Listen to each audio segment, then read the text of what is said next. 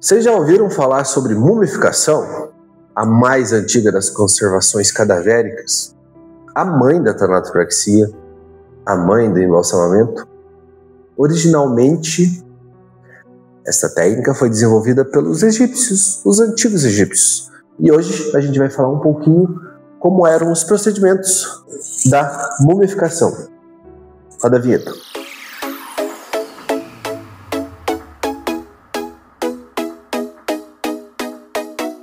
Seres vivos, tudo bem com vocês? Então a gente vai falar um pouquinho sobre a mumificação, como que é feita a mumificação, como que era feita na verdade, né? Vocês devem ter visto vários filmes principalmente sobre o Antigo Egito, onde mostram as múmias famosas como essa aqui, Tutancâmon, o jovem faraó e a sua máscara de ferro, máscara de ouro, na verdade, mas enfim, aqui não é uma aula de história, é uma aula como se fosse aprender como seria se vocês fossem sacerdotes e embalsamadores do Antigo Egito. Então, gente, como eu já disse, os sacerdotes, eles eram especializados em orações, em rituais e em anatomia humana. Eles tinham um conhecimento muito vasto sobre a anatomia humana. Basicamente, o processo de embalsamamento ou mumificação, ele era feito em 3 partes. Primeiro, a retirada dos órgãos. Segundo, a secagem do corpo. E o terceiro, o envolvimento do corpo para a eternidade.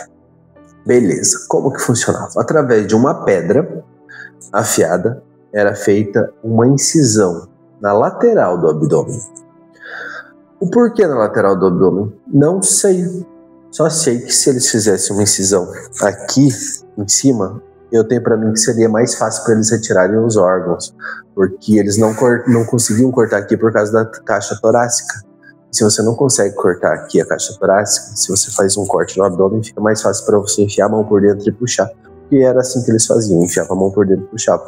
Mas eles faziam o corte na lateral, com uma pedra afiada, e retiravam todos os órgãos, exceto o coração. O coração, ele era necessário para que o faraó levasse para o seu pós-vida.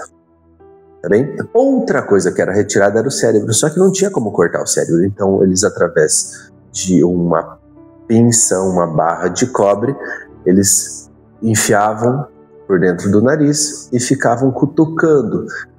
Por que cutucar? Imaginem um pudim. O cérebro é um pudim. Ele é duro, ele não sai. Molenga, no fim. Mas ele é sólido. Se você pegar um pudim e começar a apertar, ele vai virar líquido. Basicamente era isso que era feito. Depois era colocado o faraó, inicialmente de ponta cabeça, para que o cérebro vazasse, porque o cérebro apodrecia. Então, feito isso, era feita a secagem do corpo. Como que era feita a secagem do corpo? Existia, na época, existe até hoje, mas na época eles usavam um sal chamado de natrão. O sal, a gente sabe, vocês já viram o charque? A múmia basicamente é um charque, é uma carne seca. Era colocado por dentro, por fora, dentro da cabeça, o sal de natrão. E nesse processo todo de 70 dias, era feita a desidratação desse corpo. Resumindo, a múmia era um charque. Após os 70 dias, eram feitos vários rituais, várias cerimônias, rezas, se assim pode dizer. Depois era retirado todo aquele sal de natrão. Aí sim, a múmia já estava toda ressecada, o charque estava pronto. Após isso, era feita o envolvimento do corpo em tecidos de linho, com alguns óleos.